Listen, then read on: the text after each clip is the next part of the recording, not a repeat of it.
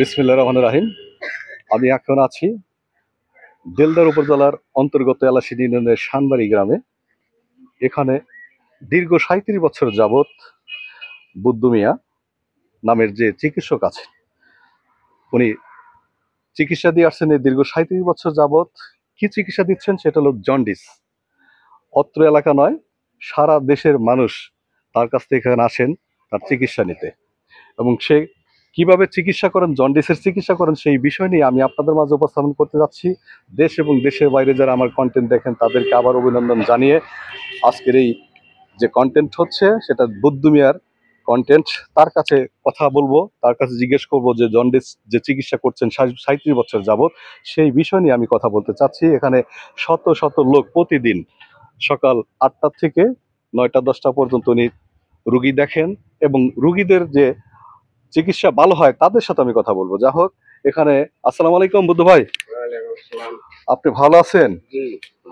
আচ্ছা, আপনি যে যে চিকিৎসা করেন ৩৭ বছর, আমরা জেনেছি ৩৭ বছর যে চিকিৎসা করেন, এই চিকিৎসা আপনার আসলে অভিনব কায়দাটা কি? আপনি কিভাবে চিকিৎসা করেন? এবং মানে আপনার আল্লাহর কালাম দিয়ে আপনি ফু করেন, এটা ৩৭ বছর যাবত আপনি করছেন?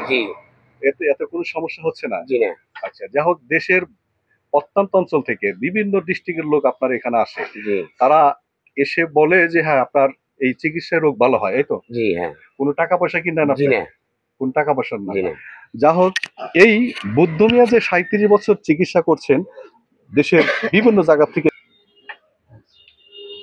যে ৩৭ বছর যাবত যে চিকিৎসা করছেন, সবচেয়ে যে বড় বিষয়টা হচ্ছে সে কোনো টাকা পয়সা নিচ্ছেন না।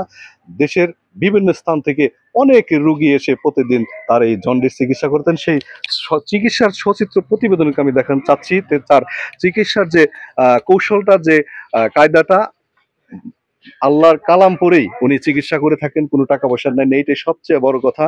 এখানে যে চিকিৎসা চলছে সে সচিত্র প্রতিবেদন আমি দেখানোর চেষ্টা করছি। এভাবেই উনি ঝাড়া পোছা করেন, এবং আরো কিছু খাদ্য বা দই চিরা উনি পরে দেন, সেটা খেলে এখানকার যে জন্ডিসের রুগী সব ভালো হয়ে যান। আমি তাদের সাথে কথা বলবো। চাচা ভালো আছেন আপনি? আপনি কি এই প্রথম আসছেন এখানে? বুদ্ধু মিয়ার যে চিকিৎসা করে এটা ভালো হন? ভালো হয় কি জানা আছে কি? জানে আসছেন? হ্যাঁ, আপনি কি এখানে প্রথম আসছেন? না, এর আগে আসছিলাম, খুব সুন্দর চিকিৎসা করে, খুব ভালো মানুষ। আবার আসছিলাম এখানে, মানে তার চিকিৎসা ভালো হয়, জন্ডিস চিকিৎসা ভালো হয়। আপনি আমার গ্রাম এটাই।